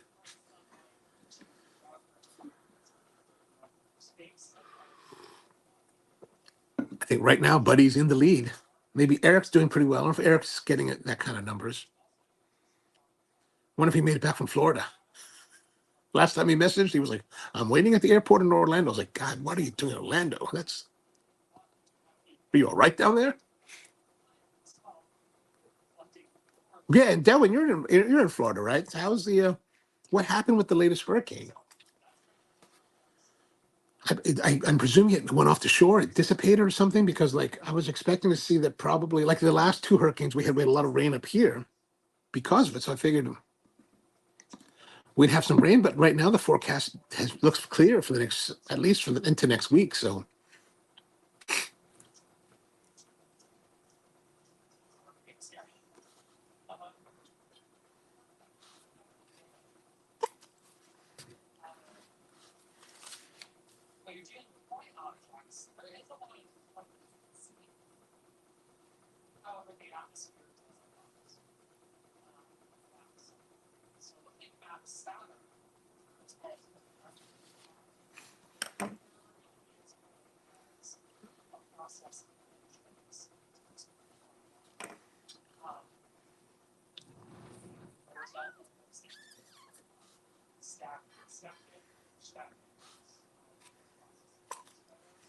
So I don't know if I mentioned this before. I think I mentioned before that I was working on this chair that I found outside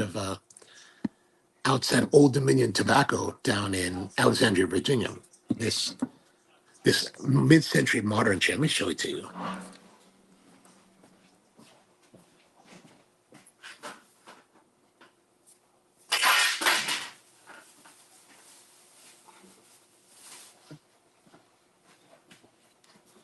This is the frame.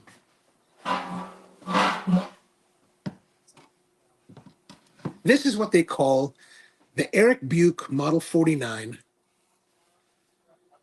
chair. And I refurbished it. It was kind of it was kind of like worn, the finish. And I was thinking, I went to the Woodcraft and I was like, hey, well, how do I redo this? And they were like, well, you know what? I mean, you could strip it,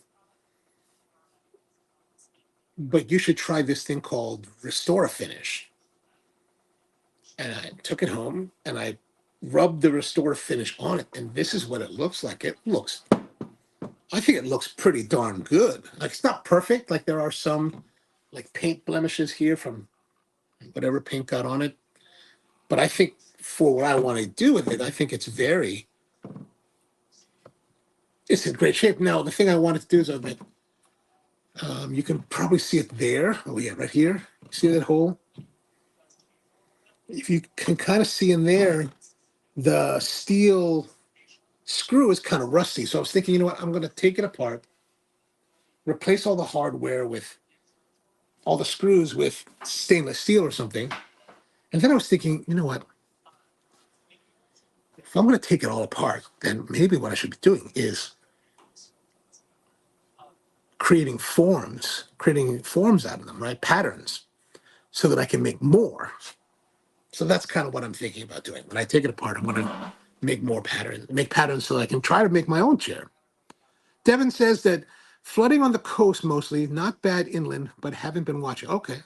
Well, if you have been watching it, then at least we know that you're in good shape. So that's good.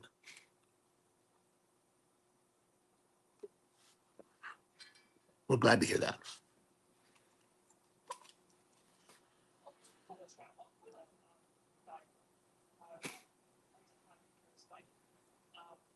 I'm just looking around. There's still so much to be cleaned up.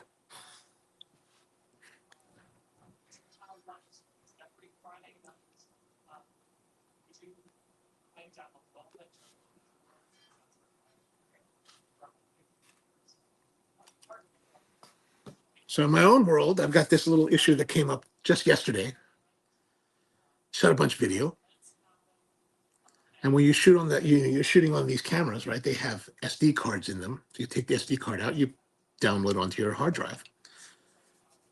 My 6 terabyte hard drive that I'm using as a main drive right now is now full. I was like, oh my gosh. That's the one thing with YouTube, man, you're burning through so much data and you're filling up your hard drives really heavily. So I'm really getting pushed to like try to find a better solution, or at least a bigger solution. And then I've got another computer. I've got this old PC that we used at the old shop. That's still in good shape, but I want to use it as an accounting computer. So I've been cleaning it out. And I haven't powered it up yet. The last time I powered it was working perfectly fine. But the machine itself is 14 years old. All original parts, everything is original. The hard drive is original. And I'm like, man, how do I have to figure out now how to, because I'm mainly a Mac guy, so I don't really know PCs very well. But now I have to figure out how do I clone the drive that's in there so that I can install the new one and use that as the C drive. So if you have suggestions on how to clone a PC drive, that's probably running Windows 2010, Windows 10, whatever it was, whatever the Windows system was in 2010, that's what it's running. I don't remember what that is. Maybe it's Windows Professional, XP, I don't know. But really, because I'm using pretty old software for accounting, QuickBooks 2015. So I just need a machine that's going to run that. It doesn't have to be modern, doesn't have to be fancy, it doesn't have to do the internet. I prefer that it doesn't do the internet. Tony says, I have software for that. I'll try to find it and give it. Okay, awesome, thank you.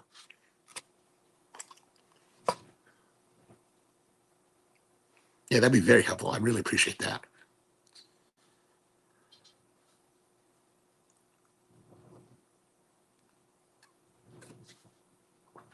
So far, RoMa Maestranza, really nice. Actually, it's turning out very, very well.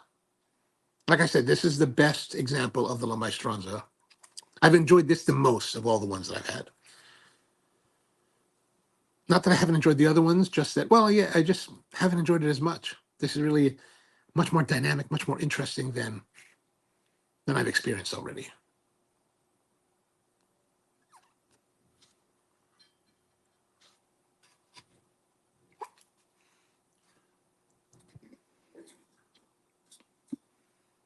I still like this new cam lock.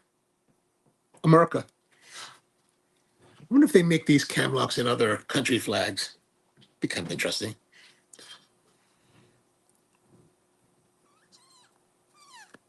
Actually, there's this guy from Festival who does a live stream every Friday at noon. A guy named Sedge. And I saw he had one of these cams on one of his containers. I was like, where did he get that? That's pretty cool. Finally, I can be somewhat cool now myself.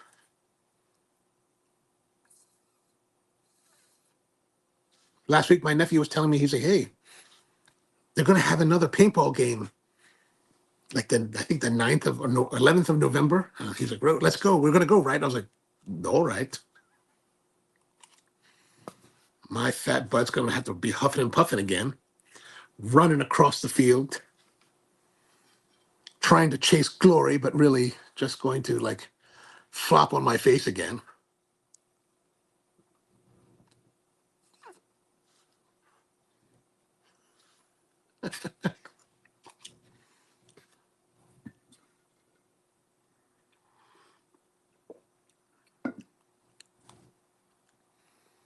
So I've got a bunch of stuff. If you guys need anything, let me know. I've got some old tools, angle grinders, and that I'm selling for cheap. Some drills. Just trying to purge everything. Just trying to purge as much as I can. If you like those like wire racks, like the restaurant, I have half one that has wheels on it. If anybody wants that, you can just have that one. It's a little bit rusty. If you want to clean it up, you probably have to get some steel wool, scrub it down really well, clear it up, maybe clear coat it if you want to preserve it a little bit more. I've been outside under the deck for the last 10 months, so it's a little bit rusty. But if you're interested, I have it over at the storage unit.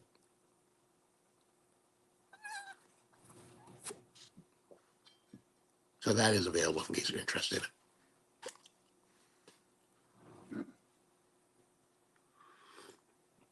I mean, we're pretty much down to the wire on this. So I think we can at least get to the scoring stage. You know, I think we've had very consistent. I'm going to give it the same 8.75.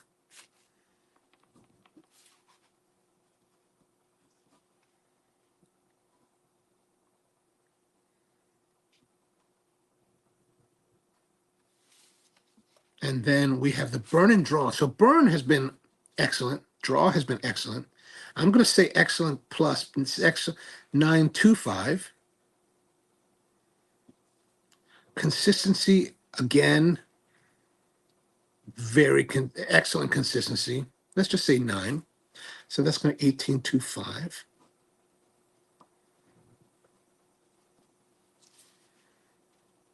And overall, I'm going to say 8.75 for that.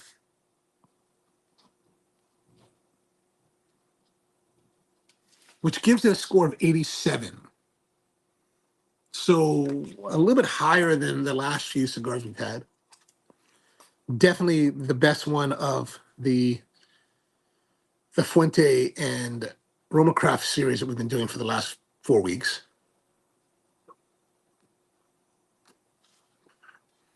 Brian says, I need to borrow a dolly with ratchet strap for like the appliance size. Yeah, no problem. I got you covered for that, man. No problem.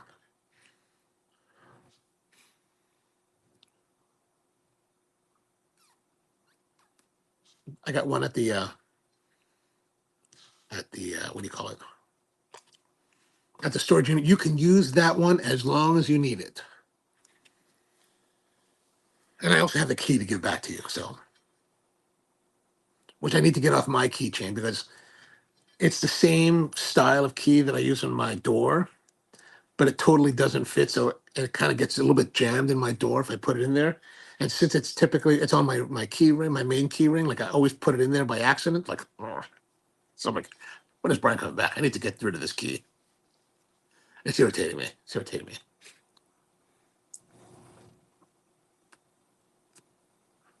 So Brian recently moved to a new place. Brian, here's something that I was going to tell you this, but I'll tell it. I'll say it here. During his journey of looking for a house, he showed us a bunch of pictures of different houses in the area that he bought his house in. So he asked me to do something while he was away. No problem. But all I remember was this blue house, this kind of modern looking blue house. So I'm driving down the street, going to the new house, and I'm looking for this blue house. I'm like, where's this blue house? I'm like, the houses on the street look nothing like the house that I have in my mind. And I'm looking and I'm looking and I'm looking. Where's this house? Where's this house? I get to the right number. And I'm like, that's the house? Is this the right number? I think it's actually a really nice looking house, Brian. I think it looks awesome. I'm like, oh, this is really nice, man. But I see what you're saying. The driveway is super narrow. Like I was like, oh, this is a narrow driveway. But when I stopped by, I was a little bit disappointed, right? Because as I was driving in, I spied the little deck that's there. There's a little deck with 2 seats and with a table. And I was like, that's a dope spot for like having a cigar. I'm going to do this task and then I'm going to go sit on that deck. And then when I went to go closer to look at it, I was like, wait, there's no way to access the deck from the outside. You have to go from inside the house to the deck. And I was like, for a brief moment, I thought, I'm going to climb up onto the deck. And then I thought, then after that, for a brief moment, I thought that. Then I realized that my fat butt is not climbing up a trellis, over a railing. I'm not going to throw my leg over a railing and potentially fall to the ground just to have this. I was like, forget it, I'm going home.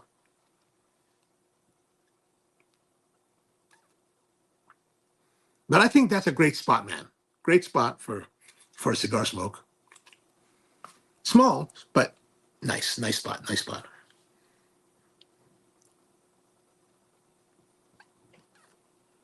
But yeah, I totally thought it was the blue house. I was like, what? That's not blue.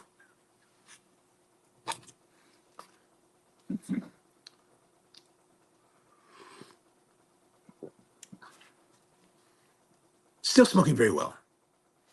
Coffee, great pairing. This House Nation, excellent pairing with this particular cigar.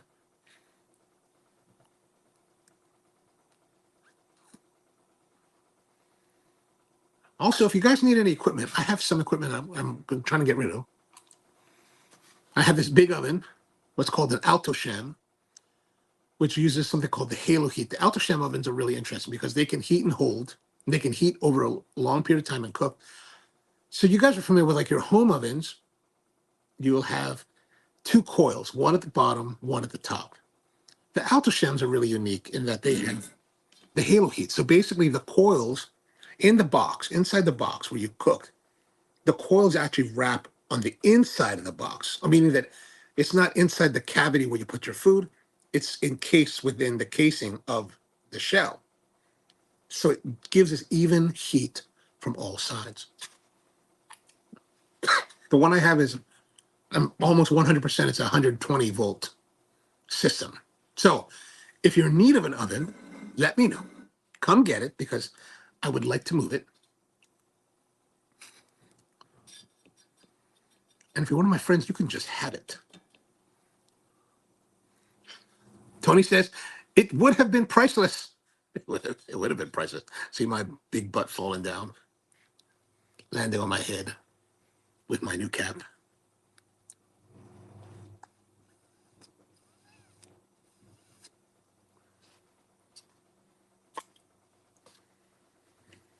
What a scene that would have been.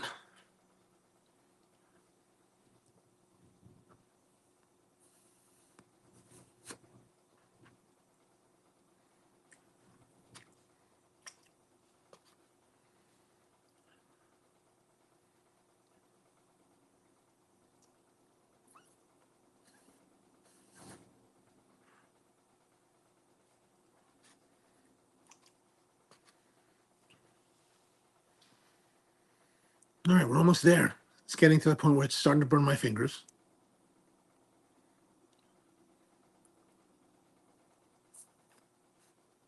I'm going to put that down now. It is too far gone. Too far gone. 87 points, though. So one of the high-rated cigars. And can you believe it? It's already moving to the end of October. So we're almost finished the year. Almost time to have our yearly recap and see which cigar rated the highest for this 2024.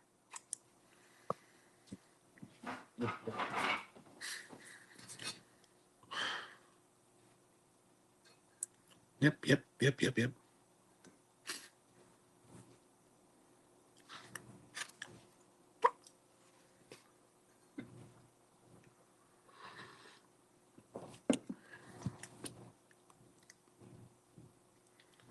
All right, good.